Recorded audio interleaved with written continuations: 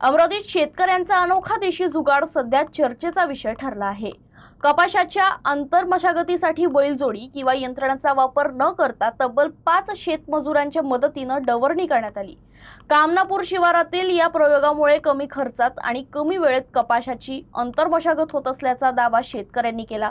उपलब्ध साधनांचा वापर करून केलेला हा प्रयोग वाढत्या शेती खर्चाच्या काळात इतर शेतकऱ्यांसाठीही उपयुक्त ठरू शकतो। या पद्धतीमुळे कमी वेळेत आणि कमी खर्चात कपाशी पिकांची आंतरमशागत होत असल्याचं शेतकऱ्यांचं म्हणणं आहे।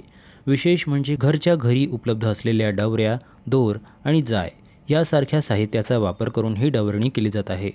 कपाशीच्या 2 ओळींमधील तण काढणे, जमीन भुसभुशीत करणे तसेच पिकाला भरती देण्याचं काम या देशी जुगाडाच्या माध्यमातून सहजपणे केले जात आहे।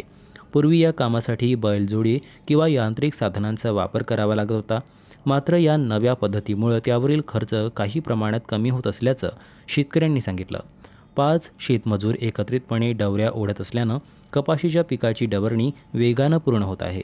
स्थानिक पातळीवर उपलब्ध साधनांचा वापर करून तयार करण्यात आलेला हा देशी जुगाड सध्या शेतकऱ्यांमध्ये चर्चेचा विषय ठरत आहे।